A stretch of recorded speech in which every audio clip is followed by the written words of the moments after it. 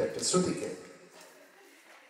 Rajshahi medical কলেজের ছাত্র doctor কৃতিত্ব ঘোষ তার ক্যাম্পাসে পরিচিত ছিলেন রক স্টার হিসেবে। লালন সঙ্গীত ও ব্যান্ডের গানে পারদর্শী ডক্টর কৃতিত্ব নগর বাউল জেমসের গানে তারায় তারায় রটিয়ে দিতে আসছে এই মঞ্চে।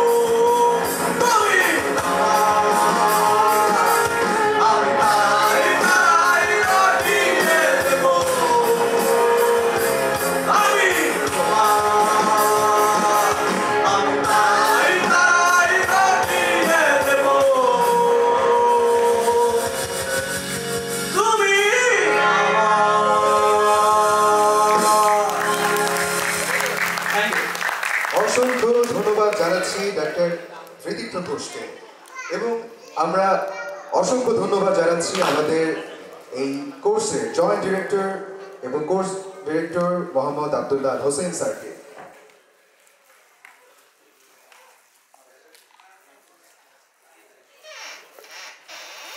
আমাদের অনুষ্ঠান আপনাদের কেমন লাগছে?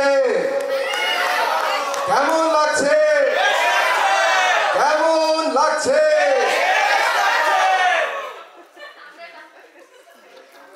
তারগুলো একটু সরিয়ে দেওয়ার জন্য অনুরোধ করছি।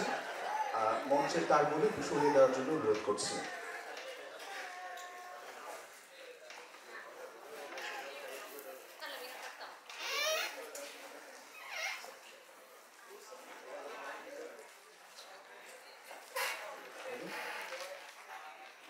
সারা বাংলাদেশের রিপোর্ট অফিসারদের এক মিলন মেলা বার্ডের ময়নামতি অডিটোরিয়াম। রাঙামাটির অফিসার ডাক্তার শুভেন্দু রায়, ঢাকার অফিসার ইতি, দুজনেই দেখাবে তাদের পরিবেশনার দুটি। মঞ্চে আসার জন্য আমন্ত্রণ জানাচ্ছি ডাক্তার শুভেন্দু এবং ডাক্তার ইতিকে তাদের নাচ নিয়ে আসার জন্য।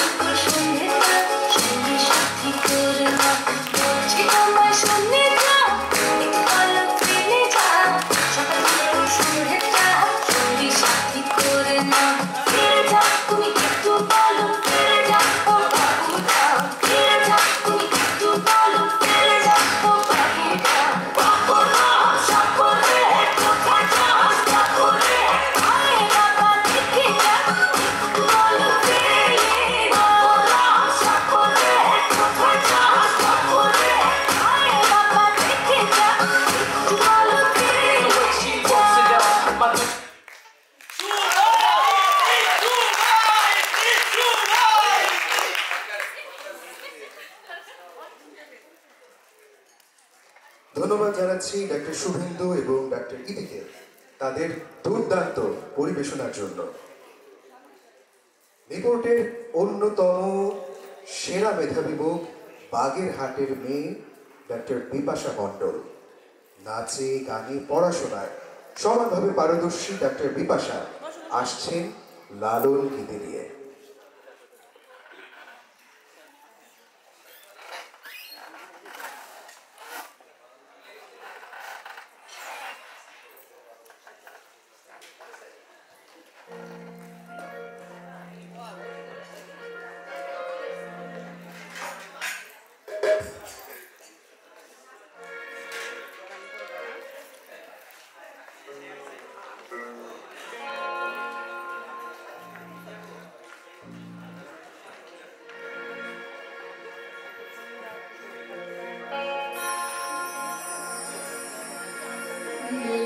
হবে কত দিনে মিলন হবে কত দিনে আমার মনের মানুষের সনে আমার মনের মানুষের সনে মিলন হবে কত দিনে মিলন হবে কত দিনে আমার মনের মানুষের সনে আমার মনের মানুষের সনে মিলন হবে কত দিনে মিলন হবে কত দিনে আমার মনের মানুষের সনে আমার মনের মানুষের সনে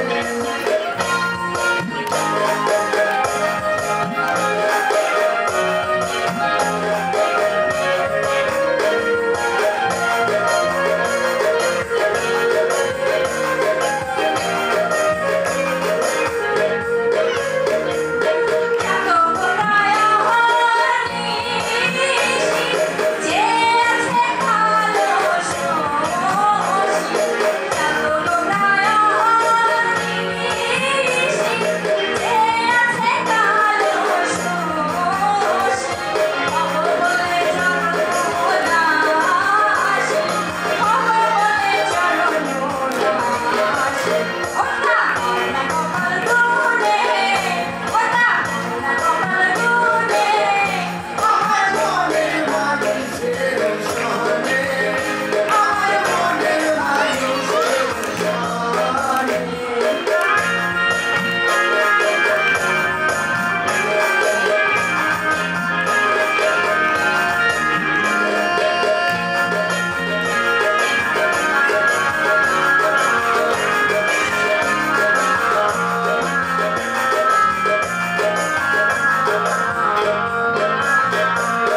মেঘের বিদ্যুৎ মেঘে যেমন লুকালে না পায় অনেশা মেঘের বিদ্যুৎ মেঘে যেমন লুকালে না পায় অনেশা কালারে হারায় যেমন কালারে হারায় যেমন ফিরিয়ে দর্পণে ওই ফিরিয়ে দর্পণে আমার মনের মানুষের সনে আমার মনের মানুষের সনে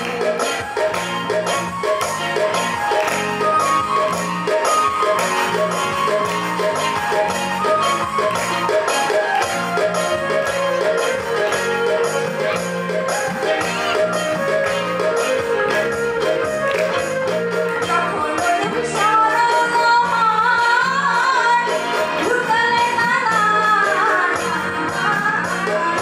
যখন সরল মন থাকে না লজ্জার ভয় কারণ ফকির দেবে বলে সদাই কারণ ফকির দেবে বলে সদাই ওই প্রেম কি করে সে জানে ওই প্রেম কি করে সে জানে আমার মনের মানুষের সনে আমার মনের মানুষের সনে মিলন হবে কত দিনে মিলন হবে কত দিনে আমার মনের মানুষের সনে আমার মনের মানুষের সনে আমার মনের মানুষের সনে আমার মনের মানুষের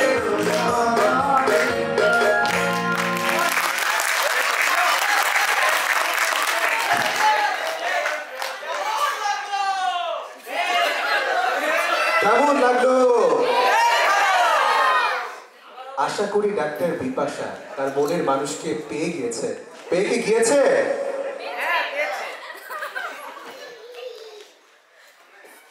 বসন্তের দ্বার প্রান্তে আমরা সবাই প্রতিদিন সকালে পিটি সেশনে অনেকের মন খারাপ হলেও মন ভালো হয়ে যায় বার্ডেরই সুন্দর পরিবেশে হাজারো পাখির গানে। বসন্তের আগমনে আমাদের সাংস্কৃতিক এই সন্ধ্যার নাম কুহুরাও। মঞ্চে আমন্ত্রণ জানাচ্ছি কোকিলের গান নিয়ে রিফাত ইয়াসমিন জাহানকে। মঞ্চে আসছেন রিফাত ইয়াসমিন জাহান।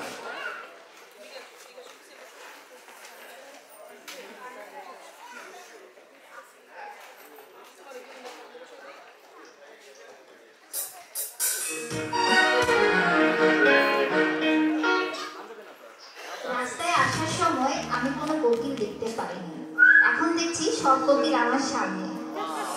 আমাদের আজকে অনুষ্ঠানটাও কিন্তু নাম কুহুরাও। আপনারা দেখতেই পাচ্ছেন আমাদের ব্যানারে একটি কোকিল আছে। আজকে আমার গানটি ডেডিকেটেড হবে সকল কোকিলদের উদ্দেশ্যে।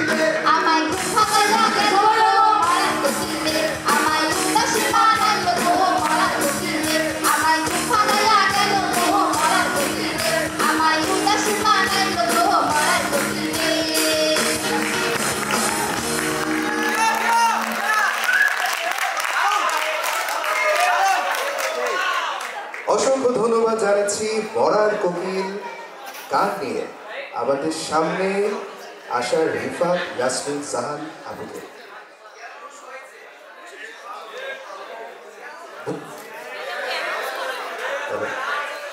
বুনিয়াদী প্রশিক্ষণের এই সাংস্কৃতিক অনুষ্ঠান এতটাই গুরুত্বপূর্ণ যে দীর্ঘ বিরতির পরেও রিপোর্টের অফিসারেরা যে কোনো মূল্যে এই সাংস্কৃতিক অনুষ্ঠান সফল করতে বদ্ধপরিকর।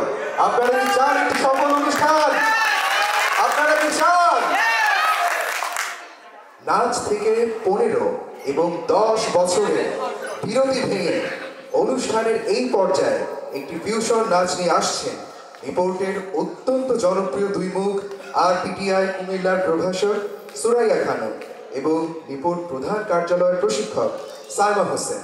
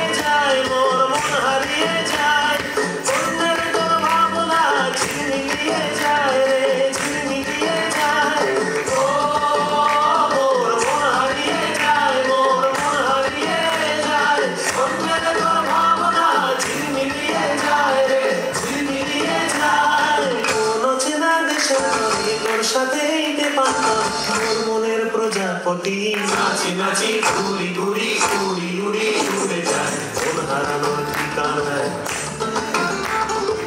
আগুনের মোহনায় মন মাথানো মহুয়ায় রঙিনী বিহুর নেশা কোন আকাশে নিয়ে যায় আগুনের মোহনায়।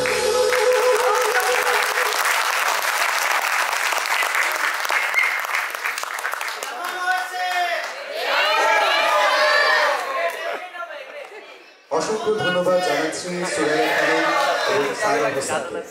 খুব কাজে লাগছে।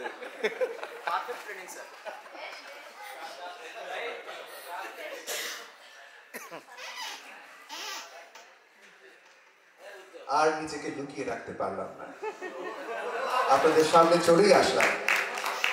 আমার নাম সালমান মাহি রুহুল কাউসার। আশা করি আপনাদের সবার এই নামটা মনে থাকবে। পৃথিবীতে এই নামের দ্বিতীয় কোনো ব্যক্তিকে আপনারা কখনোই কোথাও খুঁজে পাবেন না। আমি বহু চেষ্টা করেছিলাম আমার 4 নামের সাথে মিল রাখা একজনকে খুঁজে বের করার জন্য। আমার আব্বা আমার অনেক শখ ছিল তাদের একটা সুপুত্র হবে। তারা কষ্ট করে আমার পুরো নাম রেখেছিল আবু নোমান মোহাম্মদ গোলাম রাব্বানি সালমান মাহি রুহুল কাউসার। আমার নামটাই একটা বিষয় হয়ে যায়। এসএসসিতে আটে না, এইচএসসিতে আটে না, কোথাও আটে না। শেষ পর্যন্ত সবাই মিলে ভোটিং এর মাধ্যমে আমার নাম নির্ধারণ হয় সালমান মাহি রুহুল কাউসার। যাই হোক, মঞ্চের এই পর্যায়ে আসার একটা কারণ, যখন মঞ্চে গুরু এবং শিষ্য একত্রে পারফর্ম করে সেই মঞ্চ কেমন হয়? কেমন হয়? আমরা অত্যন্ত আনন্দের সাথে জানাচ্ছি আমাদের সামনে পরিবেশনা নিয়ে আসছেন আমাদের কোর্স ডিরেক্টর স্যার জনাব আব্দুল্লাহ আল হোসেন স্যার। স্যার দুর্দান্ত বাজান এবং দুর্দান্ত গান করেন। আমরা চাইবো আমরা প্রত্যেকে স্যারের সাথে গান গাইবো এবং স্যারের এই পরিবেশনাকে সবচেয়ে বেশি উপভোগ করব। আসছেন আমাদের সামনে জনাব আব্দুল্লাহ আল হোসেন স্যার। স্যারের জন্য মঞ্চ।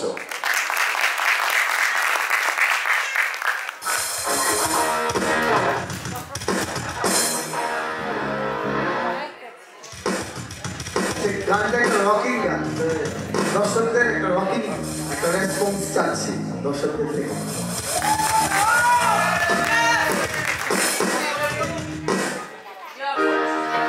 সবাই রেডি? আমি একটু কথা বলি। ডক্টর সালমান আমাকে যেভাবে পরিচয় করে দিয়েছে আমি ঠিক ততটুকু হতাশ করবো। বলেছে দুর্দান্ত বেস গিটার বাজাই। আমি আসলে কেন বেস গিটার বেছে নিয়েছি, কারণ বেস গিটার কেউ শুনতে পায় না। বেস গিটার হচ্ছে এমন একটা গিটার যেটা কেউ শুনতে পায় না। আর আমি একদমই দুর্দান্ত বাজাই না, ভুলভালি বাজাই এবং অনেক সময় ধার করেই বাজাই। যাদেরকে বাজাই বলবেন প্লিজ ভুল ধরবেন না। আর গাই খুবই বাজে, আপনারা দেখতে পাবেন এখন। ধন্যবাদ তারপরে কোর্স পরিচালক হিসেবে আমাকে এই প্রিভিলেজটুকু দেওয়ার জন্য ডক্টর সালমান এবং রিপোর্ট সেকেন্ড ব্যাচের সবাইকে ধন্যবাদ।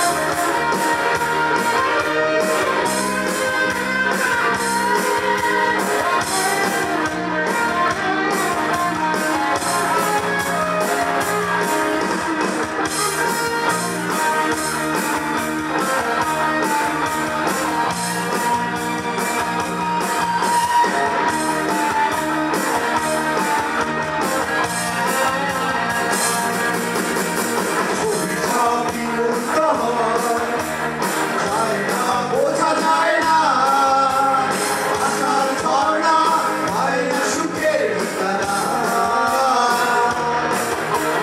হতাশা শুধু শান্তি হয়ে যায়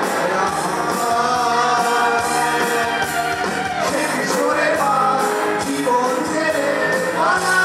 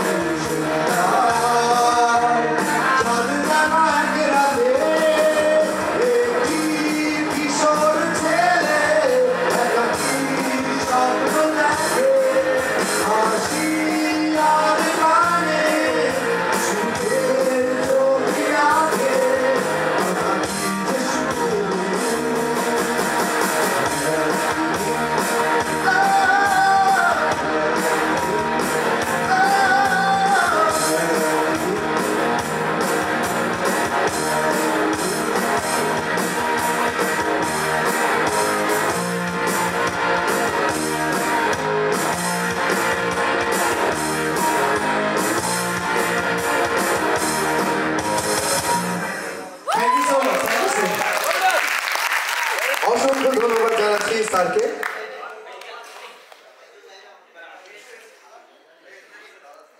অপরাধী আপনাদের সামনে হাজির।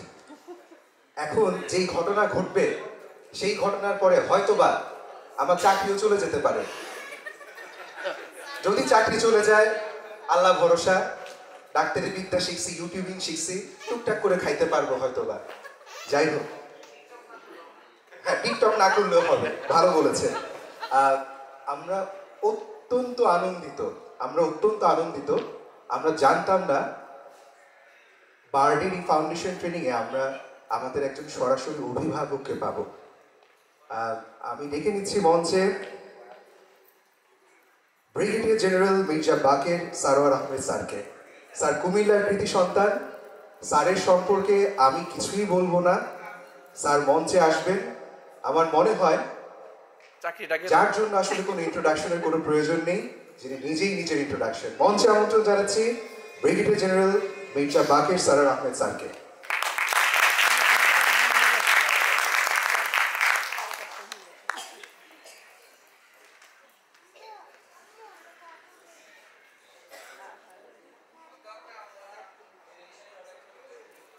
আমি অডিয়েন্সকে দেখতে পাচ্ছি না।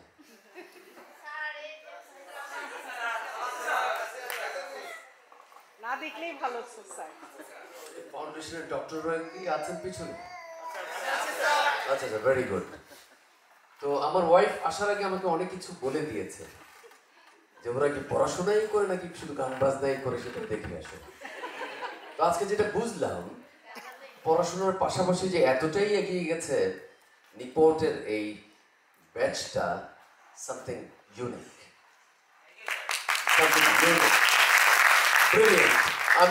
আমি বেসিক্যালি একটু সাংস্কৃতিক মনা পার্সন, বিশেষ করে বিয়ের পরে।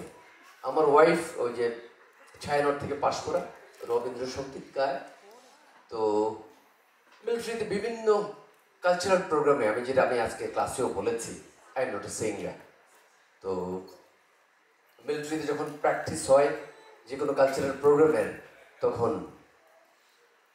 আমরা দর্শকের সারিতে বসতাম। তো রাজেন্দ্রপুর ক্যান্টনমেন্টে ছিলাম। দ্য সিনিয়র মোস্ট অফিসারের যে লেডি, ম্যাডাম যাকে ডাকতাম, ম্যাডাম একটা কালচারাল প্রোগ্রাম অর্গানাইজ করার জন্য প্র্যাকটিস সেশন অ্যারেঞ্জ করেছেন। ওই প্র্যাকটিস সেশনে আমরা যারা নন সিঙ্গার ছিলাম তাদেরকে জোর করে বসে রাখতাম। তো যখন কোরাস সঙ্গের প্রশ্ন আসলো, তখন বলো যে এটা বাকের ভাই না? আমি জি ম্যাডাম, স্টেজে আসেন, কোরাস সং করবেন। ম্যাডাম আমার জীবনে তবে গান গাইনি, গান গাওয়া লাগবে, শুধু লিপসিং করবেন। তো স্টেজে উঠলাম, উঠার পরে 14 জন, আমি সহ 15 জন, 14 জন গাইলো একদিকে, আমি গেলাম আরেকদিকে। গালি খেলাম প্রচন্ড। বাকের ভাই কোথেকে আসছেন? ক্ষেতের ক্ষেত, জীবনে গান শোনেন নাই, স্কেল সম্পর্কে কোনো ধারণা নাই। ম্যাডাম স্কেল দিয়ে তো মাপে, এটার সাথে আবার গানের সম্পর্ক কি? 3 রাত আর ঘুমাতে পারলাম না। অফিসারের কাছে গালি খেয়েছি, গায়ে লাগেনি। একটা মহিলার কাছে গালি খেয়ে দেখেন কেমন ফিলিংসটা হয়। দিন রাত খালি এপাশ ওপাশ কি হয়ে গেল। তো আমার ক্লাসে যেটা বলেছি আজকে, তো আমার সাথে আমরা রাজনৈতিক ক্যাডারের 3 জন অফিসার ছিলাম। এর মধ্যে একজন ছিল জেনারেল স্টেট অফিসার, সৈনিক থেকে অফিসার হয়েছে, বয়সে আমার চেয়ে বড়। সে খুব ধার্মিক ছিল, 5 ওয়াক্ত নামাজে সে মসজিদে যেয়ে পড়তো। তো ওকে যে বললাম যে মাহবুব কিছু মনে করো না, গিটার টিটার বাজাবে নাকি, কারণ আমাকে তো একটা রিভেঞ্জ নিতে হবে ওই লেডির এগেনস্টে। আমি তো আর লেডিকে গালি দিতে পারবো না। তো এমন একটা কিছু করি, ইনস্ট্রুমেন্ট বাজানোর চেষ্টা করি যেটা শিখে আমি রিভেঞ্জটা নিতে পারবো। তো মাহবুব বলে যে তফরুল্লাহ স্যার আপনি কি আমাকে দোজকে নিয়ে যেতে চান? তো দেখো ভাই দোজকে নেওয়ার কি আছে? এক্সট্রা কারিকুলার অ্যাক্টিভিটি সম্পর্কে কোনো ধারণা আছে তোমার? স্যার আমি এক্সট্রা কারিকুলার অ্যাক্টিভিটিতে কি করবো? আমি স্যার আমার বাচ্চাদেরকে মোল্লা বানাবো। দেখো ভাই মোল্লা বানাইবা ঠিক আছে, পড়াশোনা করাবা ঠিক আছে, কিন্তু এক্সট্রা কারিকুলার অ্যাক্টিভিটি জানলে পরে ওরা মেয়ার একাডেমিক কোয়ালিফিকেশন নিয়ে ওরা বাইরে চলে যেতে পারবে। ওকে কনভিন্স করলাম। করার পরে সপ্তাহে 2 দিন এই প্র্যাকটিসে যেতাম গাজীপুরে, বাংলাদেশ রাইস রিসার্চ ইনস্টিটিউটের। 2টা গিটার কিনলাম 2 জনের জন্য, আর সে মোটরসাইকেলের পিছনে এভাবে কেচকি দিয়ে বসতো।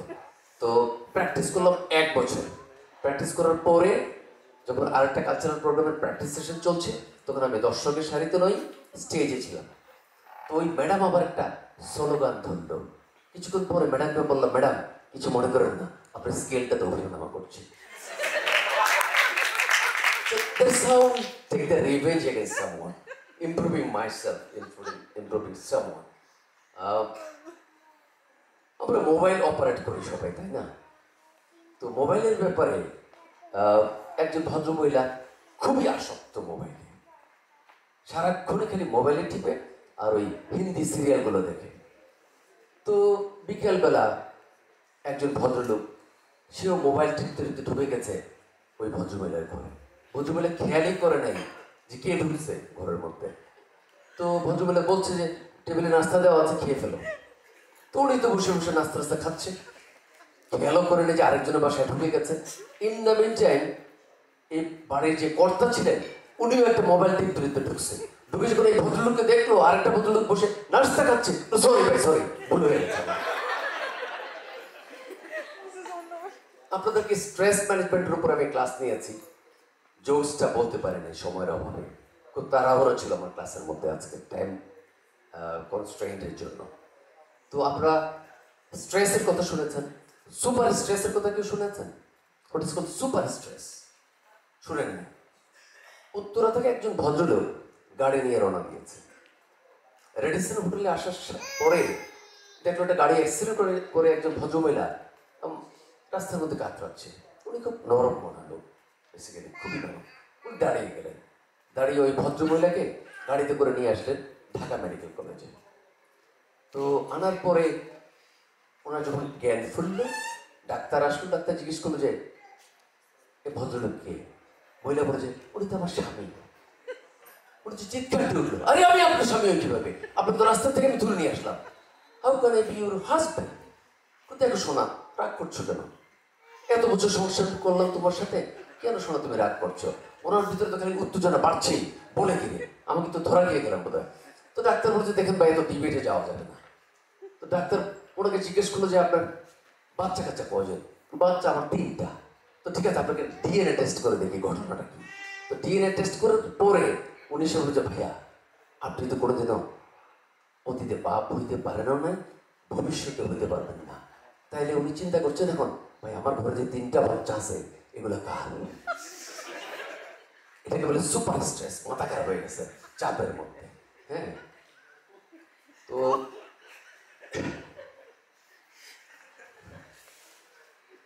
তো আমার আজকে বিশেষ করে কালচারাল প্রোগ্রামের টাইম থাকতে হয় খুব short, but it has to B extremely effective, যেটা তাই হয়েছে। এই প্রোগ্রাম ছিল আমার মনে হয় অ্যাবাউট 40 মিনিটসের প্রোগ্রাম। একটা প্রোগ্রাম তাই হওয়া উচিত 40 to 45 minutes, maximum 1 hour. And I'm impressed to see the abilities of this Nipur officer, unbelievable performance you have made. I really enjoyed it. I'm talking it from my heart. Believe me, I'm talking it from my heart. You are brilliant people, extremely brilliant. and I'm going back to Dhaka with full of satisfaction on my heart. Thank you so much. আর এই বার্ডে আসার যে সুযোগটা আমাকে করে দিয়েছেন DG মহোদয়, fortunately he is the batchmate of my wife, এবং আমার ওয়াইফ ওনার সম্পর্কে অসম্ভব প্রশংসা করেন, যে চরম একটা ভদ্রলোক, কাপড়ে চোপড়ে চলাফেরায় ওনার contact is different, and I am impressed to talk to him today. I met him before also. তো উনি আমাকে এই সুযোগটা করে দেওয়ার জন্য I am really grateful to this gentleman. বার্ডে ঢোকার পরে আমার একটা অন্যরকম অনুভূতি হয়। আমি বলেছি আজকেও যে 1964-65 থেকে আমি এই বার্ডে আমার পদচারণ। আমার ফুপা ছিলেন কমিউনিটি কলেজের প্রফেসর, আমার আপন চাচা ছিলেন এই কোঅপারেটিভ কলেজের লাইব্রেরিয়ান, আর আমার ফুপার বাসা ছিল ভিতরে। ফুফাতো ভাইয়ের সাথে এখানে আমার অনেক সময় কেটেছে, এবং তখন এই অনেক ফল ফলাদি হয়, এখানে পেয়ারা হয়, আম হয়, মালচা হয়, অনেক ধরনের ফল ফলাদি। ছোটবেলায় এসে এই মালিরা বলতো যে ভাইয়া কোনো ফল টল ছেড়া যাবে না, পারমিশন লাগবে এটা ফল ছিঁড়তে। কিন্তু ছোটবেলায় তো অভ্যাসটাই ছিল চুরি করা।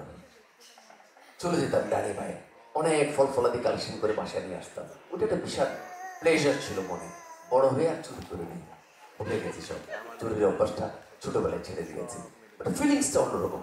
ভিতরে ঢোকার পরে I am basically very nostalgic person, extremely nostalgic. এই পিছনের দিকে তাকালে অনেক অনেক স্মৃতি আমার মনে পড়ে এখানে। আজকে আমি আমার এই বিকালের ডিজিএসটি শেষ হওয়ার পরে হাঁটতে বেরিয়েছিলাম ক্যাম্পাসের ভিতরে, সেটাতে গেলাম ক্যাফেটেরিয়াতে।